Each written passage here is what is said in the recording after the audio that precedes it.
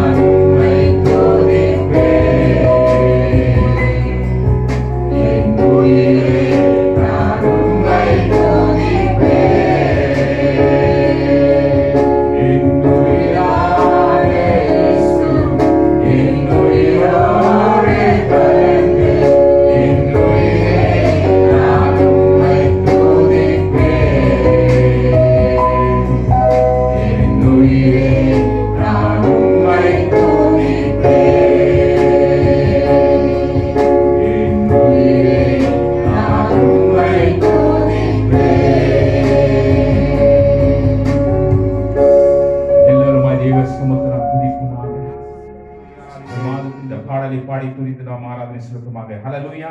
எல்லா கரங்களை தட்டி உற்சாகத்தோடு இந்த குளிர்ல நல்ல அனலா இருப்போம். ஆமென். சந்தோஷத்தோடு மகிழ்ச்சி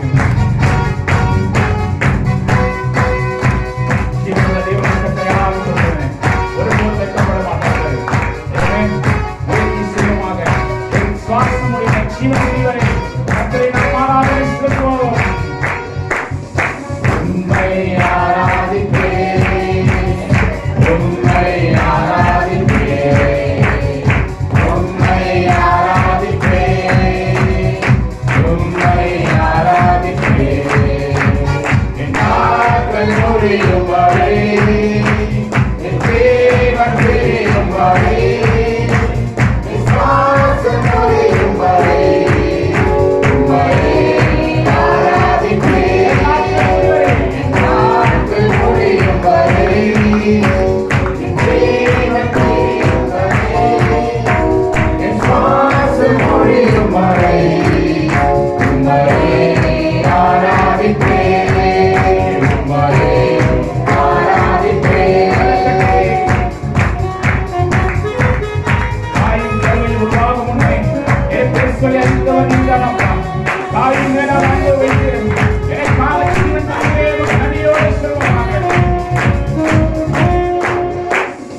தாயின் கருவில் உருவாகும் முன்னே என் சொல்லி அறிந்தவன் நீரே. தாயையும் மேலாக அன்பு வைத்து நீ எனக்காக ஜீவன் தந்தீரே. தாயின் கருவில் உருவாகும் முன்னே என் சொல்லி அறிந்தவன் நீரே.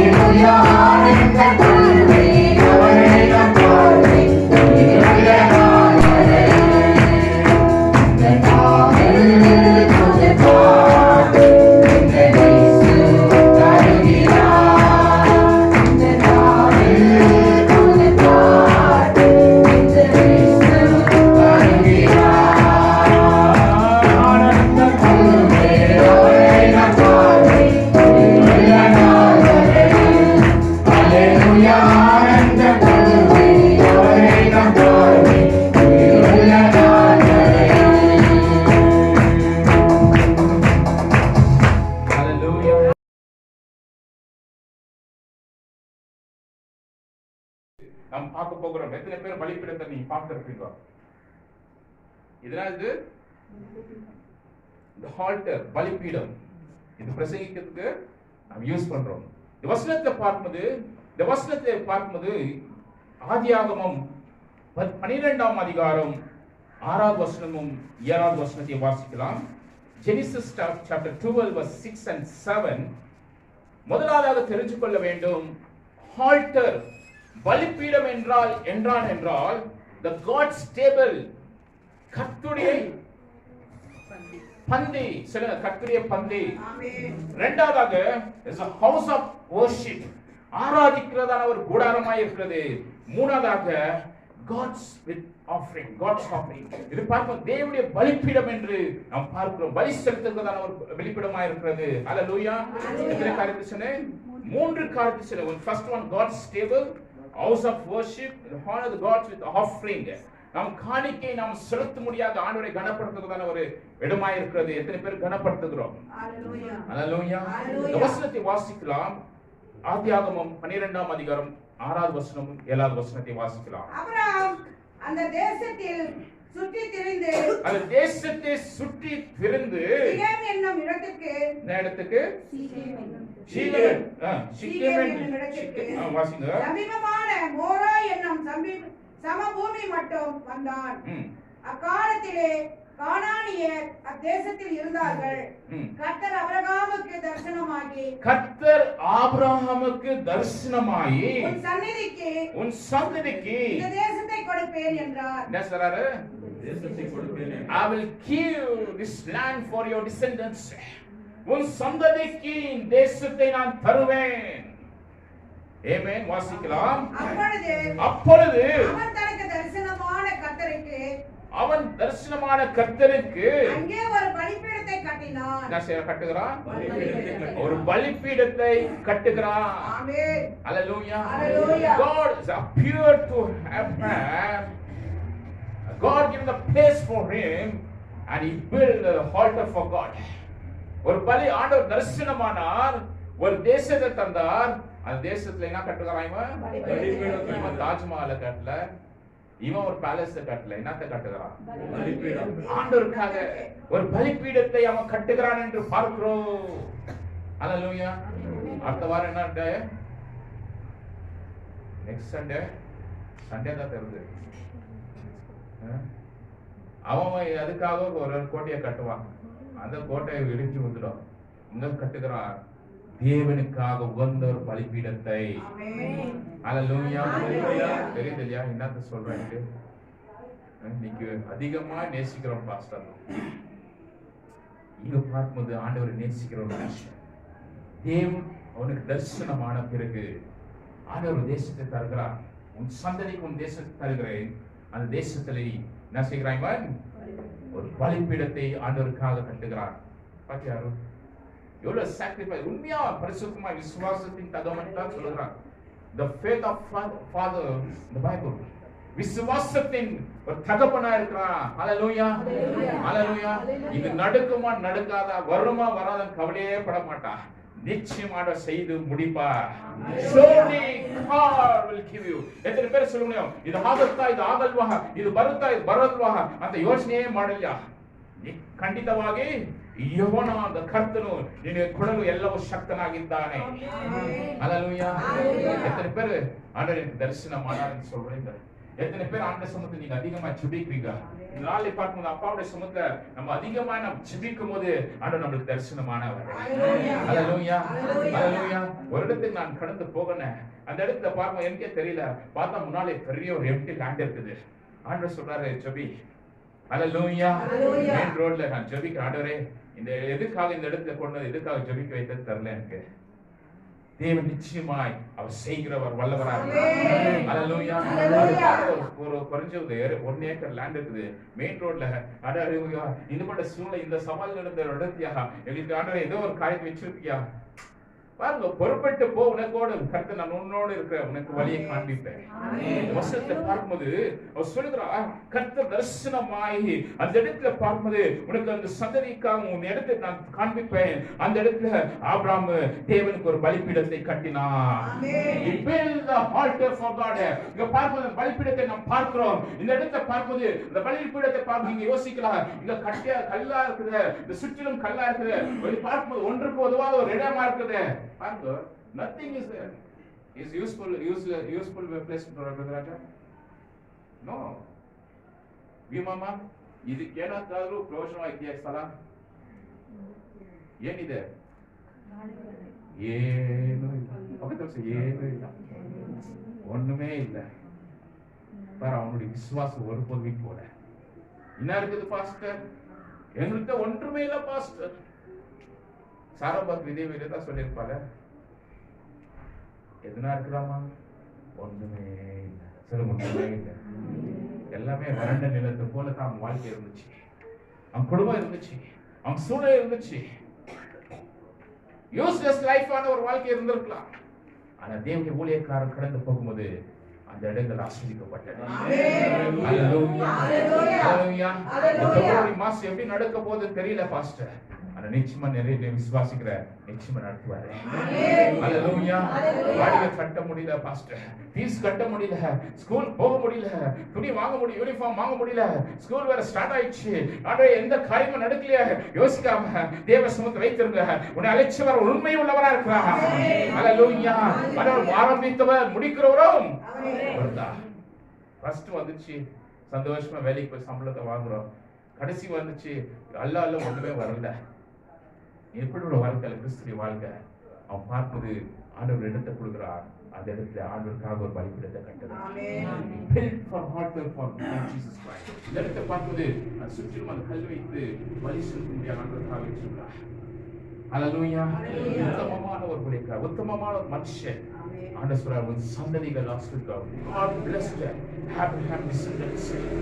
ಆತನ ಸಂತತಿಯು ಆಶೀರ್ವಾದವಾಗಿ ಯೆಹೋವನಾದ ಕರ್ತನ ಮಾರ್ಪಡಿ ಸುಪಾದಿ ವಾಸಿಗಳನ್ನು தொடர்ந்து பின்பு அவன் அவ்விடத்தை விட்டு பெயர்ந்து பெத்தேலுக்கு கிழக்கே இருக்கும் மலைக்கு போய் பெத்தேல் தனக்கு மேற்காகவும் ஆயி கிழக்காகவும் இருக்க கூடாரம் போட்டு அங்கே கர்த்தருக்கு ஒரு பலிபீடத்தை கட்டி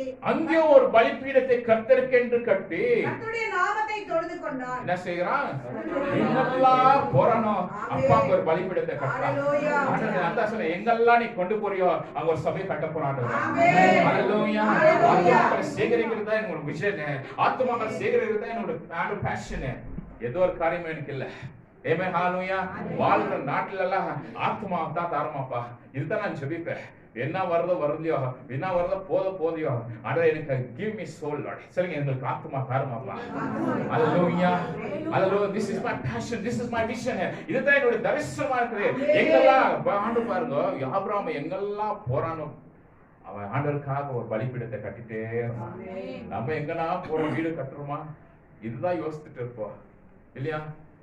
சொல்லுங்க, வீடு கட்டுறோமோ இல்லவோ ஆண்டவருக்காக நம்ம வீடை கட்டுவோம், அம்மாவை வீட்டை கட்டுவோம். ஹalleluya. அவர் வரும்போது என்னதை கேட்கிறா தெரியுமா? எவ்வளவு சம்பாதித்தன்னு கேட்க மாட்டா, பாவத்தை தங்கத்தை கேட்கல, உள்ளத்தை தான் ஆண்டவர் கேட்டார். இன்னைக்கு புரியுதா? இன்னைக்கு பார்க்கும்போது உலகமானது ஒரு ஏமாற்றமான ஒரு வாழ்க்கைக்குள்ள போய் கொண்டிருக்கிறார். உலகம் ஏமாற்றுது, வாழ்கிற தேசமோ ஏமாற்று போறதான ஒரு கிறிஸ்துவ வாழ்க்கையில முழங்கால் படிட்டு ஜெபிக்கும் போது தேசத்துல ஒரு புரட்சி எழும்பும். ஹalleluya. எத்தனை பேர் விசுவாசிக்கீங்க?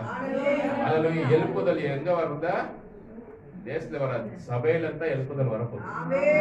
The revival will start from the churches. How many of you believe the revival will going to start in the nation of India? Not the position, not the person, not the education. It will start from the church. உலகத்துக்கு இந்த தேசத்துக்கு எழுப்புதல் எங்க உண்டாகிறது? சபையில தான் உருவாக்க போகிறது. ஹalleluya. அசோகா ஸ்ட்ரீட்ல உருவாக்குனது போல இந்த நாட்டுல இந்த 2021ஆம் வருஷத்துல இந்த தேசத்துல பெரிய ஒரு எழுப்புதல் வரப்போகுதுனால் நீங்கள் ஆண்டவருக்காக ஒரு பலிபீடத்தின் ஜெபத்தின் பலிபீடத்தை கட்ட வேண்டும். சொல்லுங்க, வீட்டுல ஒரு ஜெபத்தின் பலிபீடத்தை கட்டுவோம். இன்னைக்கு என்ன நம்ம கட்டியிருக்கோம்? டிவியின் பலிபீடத்தை தான் கட்டி வச்சிருக்கோம். வீட்டுல செல்போனுடைய பலிபீடத்தை தான் கட்டி வச்சிருக்கோம். எந்த நேரமும் போன் ரிங் ஆகுதோ, ஹலோ தூக்கத்துல வரும். இன்னைக்கு அப்படிப்பட்ட மைண்ட் செட்டப் ஆயிட்டு இருக்குது. புரியுது இல்லைங்களா? போன் வரதோ இல்லையோ தூக்கத்துல என்ன பண்றாங்க இன்னைக்கு? இங்க உலகமானது அப்படியே அடிமனதத்துல போயிடுறோம். இங்க சொல்றது எங்கெல்லாம் ஆபிரகாம் போறானோ ஆண்டவருக்காக ஒரு பலிபீடத்தை கட்டினார். ஹalleluya. வாசிக்கலாம். ஆதியாகமம் 13ஆம் அதிகாரம் 17வது வசனம் 18வது வசனம். 13th chapter 17 and 18th verse. நீ எழுந்து தேசத்தின் நீளமும் அகலமும் அம்மட்டும் நடந்து திரி, உனக்கு அதை தருவேன் என்றார். அப்பொழுது ஆபிரகாம் கூடாரத்தை பெயர்த்து கொண்டு போய் எப்ரோனில் இருக்கும் மம்ரேயின் சமபூமியில் சேர்ந்து குடியிருந்து அங்கே கர்த்தருக்கு ஒரு பலிபீடத்தை கட்டினான். ஆபிரகாமுக்கு ஆண்டவர் சொல்றார், என்ன சொல்றாரு? நீயும் உன் வீட்டார போயிட்டு சந்தோஷமா இருங்க சொல்றாரு. என்ன சொல்றாரு? வாசிக்கலாம் ஒரு விஷயம். நீ எழுந்து தேசத்தின் நீளமும் அகலமும் அம்மட்டுக்கும் நடந்து திரி. என்ன செய்றாரா? wherever you walk. சரி, எங்கெல்லாம் நடக்கிறோமோ சொல்லுங்க, எங்கெல்லாம் நடக்கிறோமோ. எத்தனை பேருக்கு நல்லா வாக் பண்ணி ஜெபிக்கணும்னு ஆசை? நடந்து நடந்து ஜெபிக்கணும். சரி, நடந்து ஜெபிக்கும். நான் சொன்னேன், இன்னும் ஒரு மாசத்துல இந்த 40 நாள் 40 இடத்துக்கு போய் நடந்து ஜெபிக்க போறேன். ஏமே ஆண்டவர் தான் சொல்றாரு, எங்கெல்லாம் நடந்து போறியோ அந்த இடத்துல இருந்தெல்லாம் ஆலயத்துக்கு வருவாங்க. ஏமே ஹalleluya ஹalleluya. நம்ம நினைச்சுக்கோ இங்க 9th கிளாஸ்ல இருந்து 1st கிளாஸ் வரைக்கும் தான் ஆண்டவர் நமக்கு கொடுத்திருக்காரு. இல்ல, சுற்றிலும் ஆண்டவர் நமக்கு கொடுத்திருக்காரு. ஏமே ஹalleluya. என்ன சொல்லப்படுகிறது? நீ நடக்க வாசிக்கலாம். உனக்கு அது தருவேன் என்றார். உனக்கு அது தருவேன். சரிங்க, நம்ம நடக்கும் போது ஆண்டவர் நமக்கு தருவாரு. எத்தனை பேர் நடக்கிறீங்க? when you walk surely God will give you. ನೀವು ನಡೆದು ಹೋಗುವಂತ ಹಾದಿಯಲ್ಲಿ ಯೆಹೋವನು ನಿನ್ನ ಸಂಗಡವಿದ್ದು ನಿನಗೆ ಆ ಸ್ಥಳವನ್ನು ನಿನಗೆ ಕೊಡುವನಾಗಿದ್ದಾನೆ, ಸಿದ್ಧಪಡಿಸುವನಾಗಿದ್ದಾನೆ. எத்தனை பேர் சொல்ல முடியும், எனக்காக ஒரு இடத்தை ஆயத்தம் பண்ணி கொண்டிருக்கிறார்? எத்தனை பேர் சொந்த வீடு இல்ல? கரங்களை உயர்த்தலாம். own house. நல்லா கரங்களை உயர்த்தணும். இவ்வளவு எழுத்துனா இவ்வளவு தான் இஎம்ஐ உங்களுக்கு கொடுவாரு. நல்லா உயர்த்தினா தான் ஆண்டவர் ஃபுல்லா தருவாரு. புரியுது இல்லைங்களா? எதுக்கு தருவ சொல்றேன்? நம்ம இல்லன்ட்டு யோசிக்க கூடாது, இல்லன்ட்டு கவலைப்படக்கூடாது. நிச்சயமா ஆண்டவர் தருவாரு. ஹalleluya. ஆபிரகாமுக்கு எந்த இடம் பட்டா இல்ல, ஒண்ணுமே இல்ல, ஆர்டிஐ இல்ல, ஒண்ணே இல்ல. ஆண்டவர் சொல்றாரு, நீ போப்பா, உனக்கு எல்லாமே தர. இந்த சமபூமியானத எடுத்து பார்ப்பது ஆண்டவர் இந்த இடத்தை காண்பிக்கிறாரு. ஆண்டவர் உங்களுக்கு இந்த தேசத்தை தந்திருக்கிறேன். அவர் சொல்றாரு, எங்கெல்லாம் நடந்து போறியோ, சரி, எங்கெல்லாம் நடந்து போகிறோமோ, எங்கெல்லாம் சுற்றுகிறோமோ, எடுத்து ஆண்டவர் நமக்கு தருவாரு. ஹalleluya. ஆண்டவர் தருவாரு. நம்ம ஆண்டவருக்காக ஒரு பலிபீடத்தை நாம் கட்ட போகிறோம். ஹalleluya. விசுவாசத்தோட நடக்கும். சரி, விசுவாசத்தோட நடக்கும். நடக்க முடியலையே ஆண்டவரே, போக முடியாதவரே, இங்கே ஒரு டியூன் போட்டுடக்கூடாது. நடக்க முடியலன்னு சொல்லல, நல்லா நடக்கணும். சரி, நல்லா நடக்கும். இருக்கிற பிபி சுகர் எல்லாமே ஓடி போயிடும். நடக்க உன் எலும்பெல்லாம் ஸ்ட்ராங் ஆக்கிடுவாரு.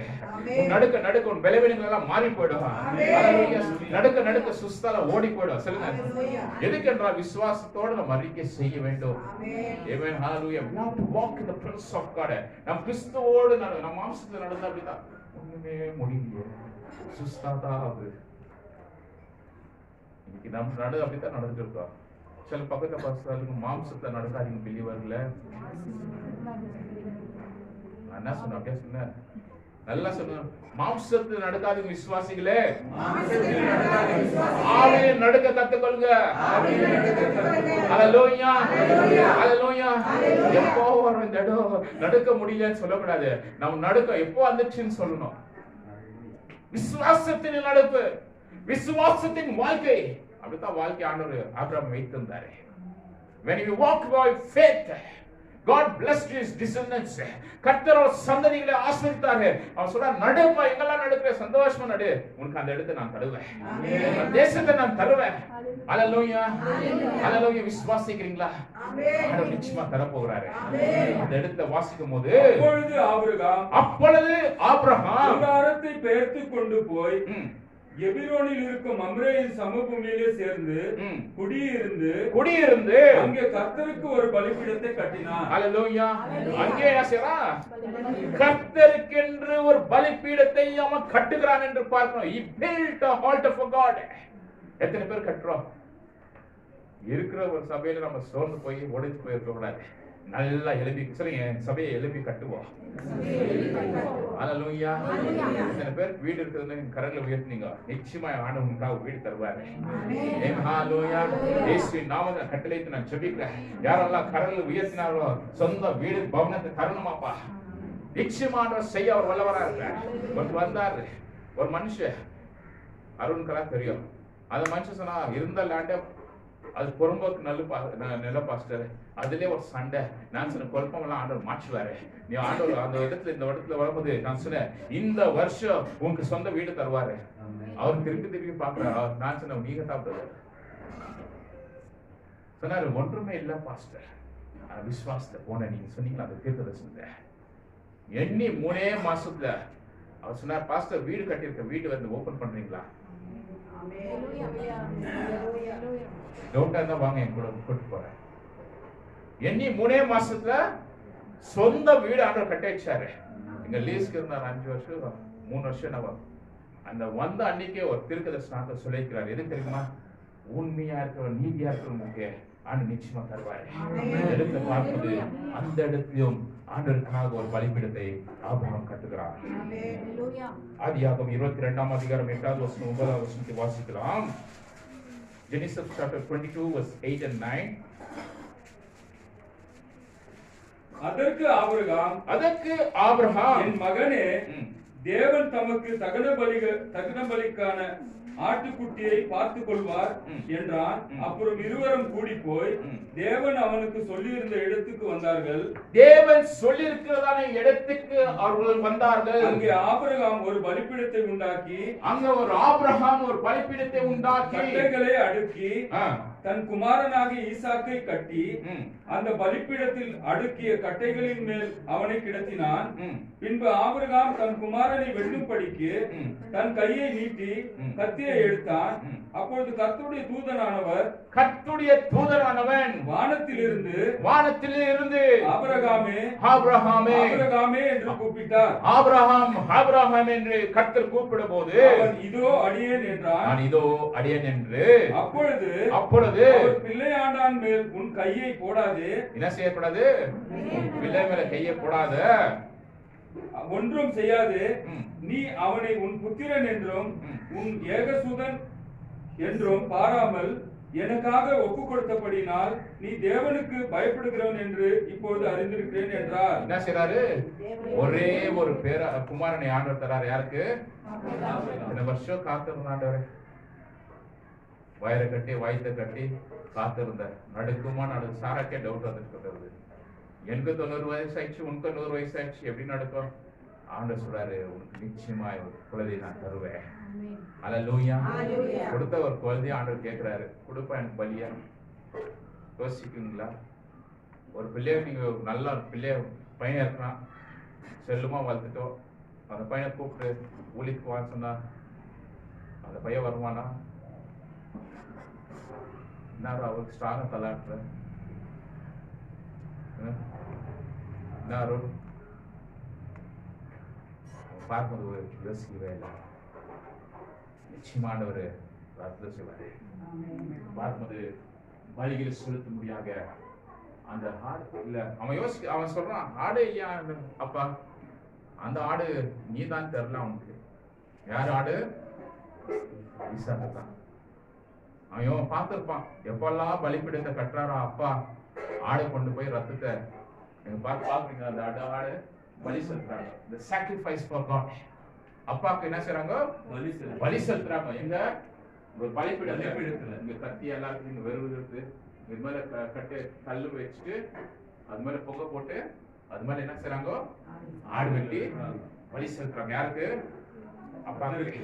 கர்த்தர் ஆண்டவருக்காக என்ன செய்றாங்க? பலி செலுத்துறாங்க.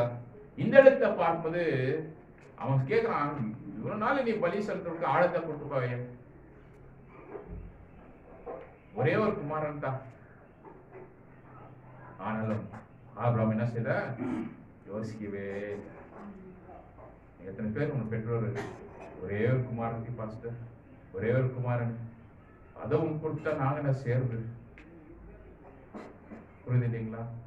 தேவனுக்காக கொடுக்கும் போது பிள்ளைகள் ஆஸ்வதிப்பார்கள். அல்லேலூயா, அல்லேலூயா. ஒரு பாஸ்டர் சொல்லிட்டு இருந்தாங்க ஆந்திரா பிரதேசத்துல. அவர் சொன்னாரு, இந்த சிறுவயது எங்க அப்பாவுக்கு ஒரே ஒரு பையன் தான். நானு எனக்கே தெரியல, நான் நடந்து போகும் போதெல்லாம், அந்த வழியில நடந்து போகும் போதெல்லாம் எனக்குள்ள ஒரு ஆசை, எனக்குள்ள ஒரு வாஞ்ச, அடுத்ததுக்காக நான் ஊழியத்தை செய்யணும் என்று. வீட்டுல போய் சொன்ன, நீ இருக்கிறதே ஒரே பிள்ளைதான், அப்ப நாள் முன்ன ஆரம்பிச்சிட்டா நான் என்ன செய்வேன்? ஆனா கர்த்தருக்காக அந்த வாழ்க்கையை ஆண்டவருக்காக கொடுக்கும் போது இன்னைக்கு அந்த சபையில அநேக ஆயிரக்கணக்கான சின்னங்கள் இன்னைக்கு சபையில இருக்கிறாங்க. நான் எப்படி படிச்சுன்னு தெரியல பாஸ்டர், எப்படி நான் வளர்ந்தேன்னு தெரியல, எப்படி சபையை கட்டினு தெரியல, எப்படி இந்த ஆத்துமாக்கள் வந்தாங்கன்னு தெரியல. ஆனா கர்த்தர் அழைச்சவர் உண்மையுள்ளவர். அல்லேலூயா. அவர் வழிபீடத்தை ஆண்டவர் காட்டுறார். ஈசாக்கை கேட்கிறார். வாசிக்கும் போது பார்க்கும்போது சொல்றாரு, நீ சொன்னபடியே நீ செய்கிற ஒரு ஊழியக்காரர், உத்தமமான ஒரு மனுஷன். புரியுது இல்லைங்களா?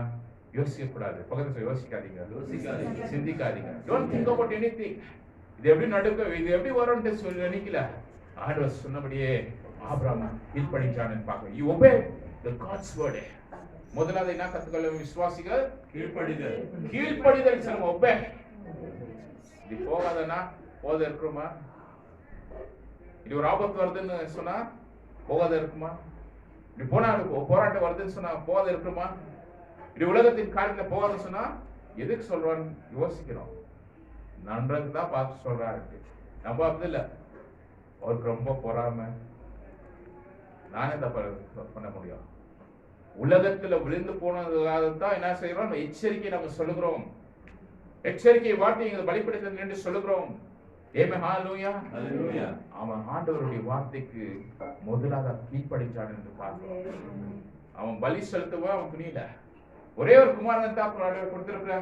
எது நான் திருப்பி சொல்ல, என் மனைவிக்கு என்ன சொல்ல வேண்டும்? அவன் ஒரு வார்த்தையை அவன் சொல்லல, சொன்னபடியே செய்தான் என்று பார்க்கிறோம். அல்லேலூயா. இந்த வசனத்தை வாசிக்கும்போது ஆபிரகாம் தன் கண்களை ஏறெடுத்து பார்க்கும்போது இதோ பின்னால குதிரையிலே தன் கொம்புகள் சிக்கிக் கொண்டிருந்த ஒரு ஆட்டுக்கடாவை கண்டான். அப்பொழுது ஆபிரகாம் போய் கடாவை பிடித்து அதை தன் குமாரனுக்கு பதிலாக தகன பலியிட்டான். பாருங்க, ஆண்டவர் என்ன செய்றாரு? ரீப்ளேஸ் பண்றாரு. சொல்லுங்க, ரீப்ளேஸ் பண்ணுவாரு, மாற்று வருவாரு. முதலாவது யாரை கேட்டாரு? உன் பையன் தாரப்பா, உன் பையன் நான் தானே கொடுத்த, உன் பையன் தான் எனக்கு பலி செலுத்து. ஆனா என்னன்றாரு? விசுவாசத்துக்குரியவன், உண்மையுள்ள உத்தமமான ஒரு மனுஷன். நான் ஒரு வார்த்தை சொன்னா நீ என்ன செய்யல? ஒரு வார்த்தையை சொல்லல. ஆண்டவர் கொடுத்தார், கர்த்தர் கொடுத்தார், கர்த்தர் எடுத்தார். கர்த்தருடைய நாமத்துக்கு யார் சொல்றது? யோபு சொல்றான். வந்துச்சோ கவலைப்படல, போச்சுட்டோ போராட்டோ கவலைப்பட்டேன். பிசாசுக்கு என்ன தரல அதிகாரம்? எவ்வளவு இவன் சோதனைப்படுது. ஆனா உனக்கு என்ன செய்யல? உயிரை மாத்திரம் எடுக்க உனக்கு என்ன இல்ல? எத்தனை பேர் சொல்ல முடியும்? பிசாசுக்கு என்ன அதிகாரம் இல்ல? ஜீவன் எடுக்க சொல்லுங்க. என்ன எனக்கு எப்படி விட சோதனை வரும், எப்படி ஒரு போராட்டம் வரும், ஜீவன் எடுக்க அதிகாரம் இல்லை. அல்லேலூயா. எத்தனை ஊழியக்காரர் இன்னைக்கு சோர்ந்து போய் அநேக பலவீனத்தோடு இருக்கிறாங்க. சோர்ந்து குறித்து நான் சாட்சி கேட்டிருந்தேன். மனைவிட்ட சொல்லிட்டு இருந்தேன். 65 நாள் அவர் மரணத்தின் படைக்கல அப்போலோ ஹாஸ்பிட்டல் இருந்தாரு. எத்தனையோ ஆத்மாக்கள், எத்தனையோ இன்னைக்கு அவங்க சபையில 30,000 பேர் இருக்காங்க. இன்னைக்கு கொரோனா கோவிட் வந்து அந்த ஊழியக்கார பார்க்கும்போது 65 days அட்மிட் இந்த ஐசியூ இந்த அப்போலோ ஹாஸ்பிட்டல் இன் சென்னை. மரணத்தின் படுக்கல அவங்க குடும்பத்தாரெல்லாம் கேட்டாங்க, செத்தாரா உயிரோட இருக்கிறாங்களா, வரணுமா? ஒண்ணுமே சொல்ல மாட்டேங்கிறீங்களா? எப்படி இருந்திருக்க பசங்க பிள்ளைங்களுக்கு? இவ்வளவு ஊழியத்தை செய்தாரு, இத்தனை ஆத்மகள் செய்தாரு. சொந்தக்காரங்க என்ன கேள்வி? இருக்கிறாரா, போயிட்டாரா, வரணுமா, வரக்கூடாதா? ஒவ்வொரு நாளும் போன் பண்ணி அவங்களுக்கு டார்ச்சர் பண்ணுவாங்களா? இன்னைக்கு பார்ப்பது ஒரு ஜீவனோடு மறுபடியும் ஆண்டவர். டாக்டர் சொன்னாங்களா, இது மிராக்கிள். இந்த மெடிக்கல் டேர்ம்ல இது ஒரு பெரிய மிராக்கிள். அல்லேலூயா, அல்லேலூயா. இது பெரிய ஒரு ஆச்சரியமான ஒரு காரியம். இது ஒரு அற்புத ஆண்டவர் செய்தார் என்றால் எது தெரியுமா? ஆண்டவர் ரீப்ளேஸ் பண்ணிட்டாரு. யார் பதிலாக? ஈசாக்கு பதிலாக ஆண்டவர் ஆட ஆரம்பிச்சாரு. ஆமென் ஹalleluya விசுவாசிக்க எனக்காக ஒரு ரீப்ளேஸ் பண்ண போறார் ஆண்டவர் ஆமென் எந்த காரியத்தை உனக்கு விரோதமா செயல்படுகிறதோ எந்த காரியங்களை நீ செய்ய முடியாதபடி உனக்காக अनेक போராட்டங்கள் எழும்புதோ அங்க சொல்லுங்க ஆண்டவர் எனக்காக ஒரு ரீப்ளேஸ் அனுப்புவார் ஹalleluya ஹalleluya உனக்கு விரோதமா எத்தனை சூழ்ச்சிகளும் எத்தனை தடைகள் எழும்பினாலும் கர்த்தர் உன்னோடு இருக்கிறவர் அவர் பெரியவர் அவர் அதிசயத்தை இந்த மாசத்துல உன் வாழ்க்கை செய்ய போறார் என்றால் நிச்சயமா அவர் செய்வார் உன் விசுவாசத்தை எழுந்து போகாதே உன் ஜெபத்தை விடாதே உன் முழங்கால் யுத்தத்தை விடாதே கர்த்தருடைய சமூகத்தில் அதிகமாக நீ ஜெபிக்கும்போது கர்த்தர் உன் ஜெபங்களை கேட்டு விண்ணப்பங்களை கேட்டு அதி சீக்கிரத்தில் இந்த வருஷத்துல அதுக்கு உண்டான நன்மைகளை இரட்டிப்பான நன்மைகளை ஆசீர்வாதத்தை தர போகிறார் என்றால் ஒருபோதும் சந்தேகப்படாதே ஒருபோதும் விசுவாசத்துல போகாதே ஒருபோதும் திரும்பி போகாதே என் தேவனை கர்த்தர் அழைச்சவர் உண்மையுள்ளவர் என்று விசுவாசத்தோடு நீ நடக்கும்போது உன் பாதையிலே உன் கண்ணோடு எல்லாவற்றையும் அவர் ஜெயிக்க அவர் பலன் தருவார் ஹalleluya ஆபிரகாம் பாருங்க ஒரு தேவனை கர்த்தர் ஒரு அற்புதம் செய்கிறாரே எக்ஸோடஸ் சாப்டர் 24 verse 3 and 4 யாத்ராகமம் 24ஆம் அதிகாரம் 3-4 இங்கிலீஷ்ல வாசிக்கலாம் விமோச்சனை காண்ட 24ನೇ அத்தியாய 3-4ನೇ வசனம். When Moses went and told the people all the Lord's word and laws, they responded with one voice, "Everything the Lord has said we will do." Moses then wrote down everything the Lord had said. வாசிக்கலாம். மோசே வந்து கர்த்தருடைய வார்த்தைகள் யாவையும் நியாயங்கள் யாவையும் ஜனங்களுக்கு அறிவித்தான். என்ன செய்றான்? ஜனங்களுக்கு அறிவித்தான்.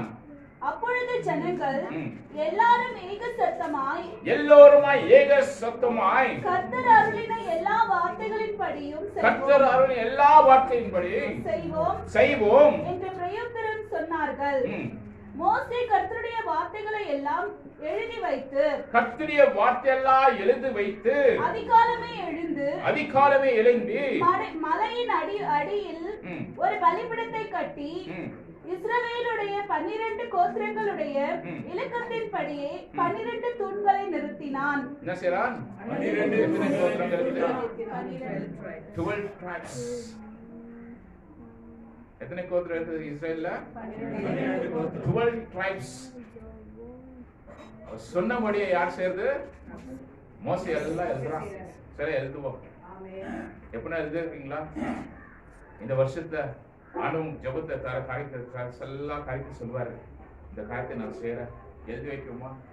எப்போ சொன்ன மாதிரியே யோசிக்கூடாது. தீர்க்கதரிசனம் வந்துச்சுன்னா ஒரு வார்த்தை ஆண்டவர் கொடுத்தாரு என்ன செய்ய வேண்டும்? புரியல மனோ? என்ன செய்ய வேண்டும்? எழுதி வச்சுக்கணும். எழுதி வச்சுட்டு மூடி வச்சுட்டு எப்போ யோசிக்கக்கூடாது. ஒவ்வொரு நாளும் ஜெபிக்கணும். இந்த ப்ராஜெக்ட் இந்த காரியத்தை நான் ஒவ்வொரு நாளும் வச்சு ஜெபிக்கிறேன். Nothing is impossible. எல்லாமே தேவனா கூடும். ஹalleluya. எப்படி வருதுன்னு தெரியல, யார் கட்டறாங்க தெரியல, ஆண்டவர் நிச்சயமா செய்ய போறாரு. ஆமென். ஹalleluya. விசுவாசத்தோடு மோசே எழுதுறான். என்ன செய்றான்? எழுதி சும்மா இருந்தானா? அதிகாலை எழும்பி என்ன செய்றான்? He got up early the next morning. And built an altar. At the foot of the mountain. என்ன செய்றாரு? Where? மலை அடியில அவன் சொல்லி என்ன செய்றான்? மோசே வீடு கட்டணும்னா என்ன கட்டறான்? பலிபீடத்தை சொல்லி பலிபீடத்தை. He built an altar for God.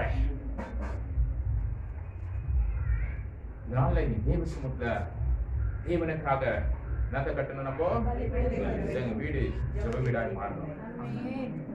பக்கத்துல சொல்லுங்க, எங்க வீடு ஜெபிக்கிற வீடு எப்படி இருக்கும்? போர்தான பிசாசு போர்தான எல்லா ஆவிகளும் எது வந்து வீட்டுல வந்து சேராது. வீட்டுல இருக்கிற பிசாசெல்லாம் என்ன கேட்டோம்? ஓடி போயிடும். உலகத்தை காரியத்துல உலகத்துல அவன் குடிக்கிறான், அவன் உலகத்தை எல்லா காரியத்தையும் செய்றான். அவனை கூட்டிட்டு வந்து வீட்டுல நீ வச்சுனா உன் வீடோ என்ன மாறிடும்? குடிகார வீடா தான் மாறிடும். உன் வீடு என்ன மாறிடும்? சுடுகாடா தான் மாறிடும். உன் வீடு எப்படி இருக்கக்கூடாது? பகுதி செய்ய வீடு சுடுகாடா இருக்கக்கூடாது. வீடு என்ன வீடா இருக்கணும்? ஜெப வீடா இருக்கணும். ஹalleluya. எத்தனை பேர் சொல்றீங்க எங்க வீட்டு ஜெப வீடு, ஜெபத்தின் பலிபீடத்தை என் வீட்டை கட்ட போறேன். I want to build the prayer of the altar in my house. உங்க வீட்ல என்ன வீடு கட்டணும்? ஜெபத்தின் பலிபீடத்தை நாங்கள் கட்ட வேண்டும். மோசே கட்டறானா? கட்டறான். என்னங்க கட்டறான்? பலிபீடத்தை கட்டுகிறான். ஹalleluya. ஆண்டவருக்காக கட்டுகிறான். சில ஆண்டவருக்காக கட்டுகிறான். விண்ணப்பிக்கிறான், ஜெபிக்கிறான். ஜனங்களுடைய விண்ணப்பங்களை எல்லாவற்றையும் அவன் என்ன செய்றான்? பலிபீடத்தை. எங்க இருந்தாங்க? அடிமைத்தனத்துல இருந்தாங்க. They live like a slavery in Egypt. எகிப்தில் அடிமையா வாழ்ந்து கொண்டிருந்தார்கள். பாவமா வாழ்ந்து கொண்டிருந்தாங்க. தேவனை யார் என்று அறியாமல் இருந்தார்கள். மோசே பாருங்க, அந்த இடத்துல பிறந்து அதே இடத்தை வளர்த்து அந்த மனுஷனுக்கு விரோதம் பண்ணி கேட்டாரு. ஹalleluya. எங்க வளர்றான் மோசே? ஆரோனுடைய அரண்மனை. பாருங்க என்ன செய்றான்? எல்லா ஆண் பிள்ளைகளை என்ன செய்யணும்? பாத்தீங்களா? எவன் எந்த சொன்னாங்க அதே மனுஷனுக்கு என்ன செய்றான்? இவனே விரோதமா மாறுறான். எங்க வந்த மோசே?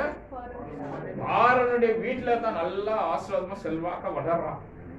நாட்டில் வளர வளர வர புரிஞ்சு கொண்டான், இந்த ஜனங்களுக்கு விரோதமா நான் எழுத போறேன். ஹalleluya. படைச்சவர் சும்மா ஒரு மனுஷனல்ல, என்னைய முன்னிய படைச்சவர். ஹalleluya. எடுத்து பார்க்கும்போது ஆண்டவருக்காக ஒரு பலிபீடத்தை கட்டுறார். வாசிக்கலாம் ஆதியாகமம் 32, 33, 20 அநேக வசனம் இருக்குது. நான் சுருக்கமா சொல்லி முடிக்கிறேன். Genesis chapter 33 verse 20. நீ என் முகத்தை காண மாட்டாய், ஒரு மனுஷனும் என்னை கண்டு உயிரோடு இருக்கக்கூடாது என்றார். இன்னும் கர்த்தர், இதோ என் அண்டையில் ஒரு இடம் உண்டு, நீ அங்கே கன்மலையில் நில்லு. என் மகிமை கடந்து போகும்போது நான் உன்னை அந்த கன்மலையின் வெடிப்பில வைத்து நான் கடந்து போக மட்டும் என் கரத்தினால் உன்னை மூடுவேன். பின்பு என் கரத்தை எடுப்பேன், அப்போது என் பின்பக்கத்தை காண்பாய், என் முகமோ காணப்படாது என்றார். வாசிக்கலாம். எங்க எழுதப்பட்டது?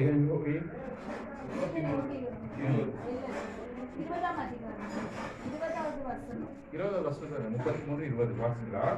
அங்கே ஒரு பலிபீடத்தை கட்டி, அங்க ஒரு பலிபீடத்தை கட்டி அதற்கு எல்லேலோகே இஸ்ரவேல் என்று பெயரிட்டார். நான் பேர் வைக்கிறான் எல்லோகே. இல்லீங்களா?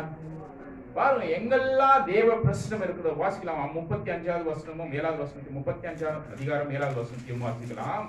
32 chapter. சிவப்பு தீர்ந்த ஆட்டுக்கடா கடா தோளும் நான் பேர் வைக்கிறான் ஏல் பெத்தேல் என்று. முதலாவது என்ன பேர் வச்சா? எலோஹி. இரண்டாவதாக ஏல் பெத்தேல் என்று. எங்கெல்லாம் தரிசனம் ஆகுறாரோ அங்கெல்லாம் ஒரு பேர் வைக்கிறாங்க. அவங்க காண தரிசனத்துக்கு என்ன பலிபீடத்தை கட்டுறோம்? என்ன சபை கட்டணும்? El Shaddai worship. சொல்லுங்களா? El Shaddai worship centre. புரியுதுங்களா? தேவன் நம்மளுக்கு கொடுத்த அந்த வாக்குத்தத்தம், தேவன் கொடுத்த தரிசனத்தின் பிரகாரம் நம் தேவனுக்காக ஒரு பலிபீடத்தை நாம் கட்டுகிறோம். இங்க பார்க்கும்போது தேவன் அவங்களுக்கு தரிசனமான போது அந்த இடத்துக்கு ஏல் பெத்தேல் என்று பேர் வைத்தார்கள் என்று பார்க்கிறோம். ஹalleluya. And become the God has the வாசிக்கலாம். அந்த 35:7 இங்கிலீஷ்லயும். And he built an altar there and called the place of El Bethel. He built the altar and place called El Bethel. சொல்லுங்க, El Bethel. ஹalleluya. ஒரு பலிபீடத்தை கட்டி தன் சகோதரனுடைய முகத்துக்கு தப்பி ஓடின போது அங்கே தனக்கு தேவன் தரிசனம் காணபடியால் அந்த ஸ்தலத்திற்கு ஏல் பெத்தேல் என்று பெயரிட்டான். ஏல் பெத்தேல் என்று அவன் பேர் வைத்தான் என்று பார்க்கிறோம். ஹalleluya. தேவனுக்காக உகந்த ஒரு பலிபீடத்தை நாம் கட்ட வேண்டும். சொல்லுங்க, எழுப்பி கட்டுவோம். ஹalleluya. எப்படி நாம் கட்ட போறோம்னு தெரியல. ஆண்டவருக்காக ஒரு பலிபீடத்தை நாம் கட்ட போகிறோம். We going to build the altar for God. முதலாவது சொன்ன the God's table, கர்த்தருக்காக ஆயத்தப்பட்டதான ஒரு பந்தியா இருக்குது. இரண்டாவது the house of worship, ஆராதிக்கிற ஒரு கூடாரமா இருக்கும். மூன்றாவதாக கர்த்தருக்கு என்று காணிக்கை செலுத்துறதான ஒரு இடமா இருக்கிறது. ஹalleluya. எங்கெல்லாம் போறோம் ஆபிரகாம் என்ன சொன்னான்? பலியை செலுத்துகிறான் என்று பார்க்கிறோம். He sacrificed the animal. நீ பார்க்கும் பழைய பார்க்கும்போது அநேக எங்கெல்லாம் போறார்களோ அவங்க பலி செலுத்துவாங்க ஆண்டவருக்காக. புதிய ஏற்பாடுல இயேசு கிறிஸ்து உனக்காக எனக்காக பலியானார். Hallelujah. The Old Testament prayed wherever they go they sacrifice animals, but New Testament Jesus Christ himself is sacrificed on the cross of Calvary. Hallelujah. Hallelujah. எந்த ரத்தத்தை ஆண்டவர் கேட்கல, ரத்தத்தை கொடுப்பா, முடி கொடுப்பா, நம்ம ஜனங்க கொடுத்துட்டு வேடிக்கை பார்க்கறாங்க. எந்த ஆண்டவர் நாம ஐசப்பா சொல்லிக்கிறோம், பைபிள் என்ன சொல்லிக்குதா? நீ ஜனங்க எங்க போ காரியத்தை செய்யாதுன்னு சொன்னமோ அங்கதான் போறாங்க. விக்கிரத்தை எல்லாம் காரியத்தை செலுத்து போராட்டம் வந்துச்சுப்பா, நெருக்கம் வந்துச்சு, முடி கொடுத்த, தலை கொடுத்த. நீங்க அப்படிதான் மனுஷன். சில பக்கத்துல எந்த பலியும் ஆண்டவர் கேட்கல, ஆண்டவர் பலியாயிட்ட. ஹல்லேலூயா. இன்னைக்கு தவறான சிந்தனை. இந்த புதிய ஏற்பாடுல இயேசு கிறிஸ்து உனக்காக எனக்காக பலியானார் என்று பார்க்கிறோம். எத்தனை பேர் சொன்னா ஒரு பலிபீடத்தை ஆண்டவருக்காக கட்ட போறேன், எழுப்பி போவோம், எழுப்பி கட்டுவோம், தேவனுடைய ராஜ்யத்தை கட்டுவோம். ஹல்லேலூயா. போகிற ஆத்துமாக்களுக்காக ஒரு பலிபீடத்தை கட்டுவோம், தேவனுக்காக உண்மை பரிசுத்தமாய் இந்த நாட்டை சாட்சி எழுப்புவோம். ஏன்னா கர்த்தர் எனக்காக உனக்காக ஒரு பந்தியை ஆயத்தம் பண்ணுகிறார். நான் வர அளவுக்கு நீங்கள் எப்பொழுதெல்லாம் என்ன பார்த்து தப்பு சொல்றீங்களோ நினைவு கூறுங்கள் என்று. Whenever you take part in this holy communion, remember me. நல்லா கம்யூனியன் நல்லா அன்னைக்கு நல்லா நம்ம என்ன செய்யக்கூடாது, வீட்டுல சண்டை போட்டு வீட்டுல அடிச்சுட்டு எல்லா பாவத்தாலும் சேர்த்து அடரே பரிசுத்தமா என்னை மாற்றும் அப்பா அப்படி வரக்கூடாது. உண்மையாய் பரிசுத்தமாய் சொல்றாரு, எப்பொழுதெல்லாம் நீங்க பாடத்துல பாடம் பண்ணுகிறீங்களோ வாழ்க்கை நீங்க பரிசுத்தமா வைத்துக் கொள்ளுங்க. எத்தனை பேர் சொல்லணும் நினைவு. வசனம் சொல்லப்படுகிறது, உடைய வாழ்க்கையை ஆண்டவருக்காக நீ ஒப்பு கொடுக்கும்போது, ஆண்டவருக்காக நீ கொடுக்கும்போது, இந்த வசனத்துல பார்க்கும்போது அவன் எல்லாவற்றும் ஆண்டவருக்காக பலிபீடத்தை ஆண்டவர் கட்டுகிறான். பலிபீடத்தில் ஏல்பெத்தல் என்று பெயர் வைக்கிறார் என்று பார்க்கிறோம். அதே அநேக வசனத்தை பார்ப்பது 2 சாமுவேல் புத்தகம் 24ஆம் அதிகாரம் 25ஆவது வசனத்தை பார்ப்பது தாவீது ஆண்டவருக்காக ஒரு பலிபீடத்தை கட்டுகிறார் என்று பார்க்கிறோம். அநேக வசனத்தை நாம் பார்க்கும்.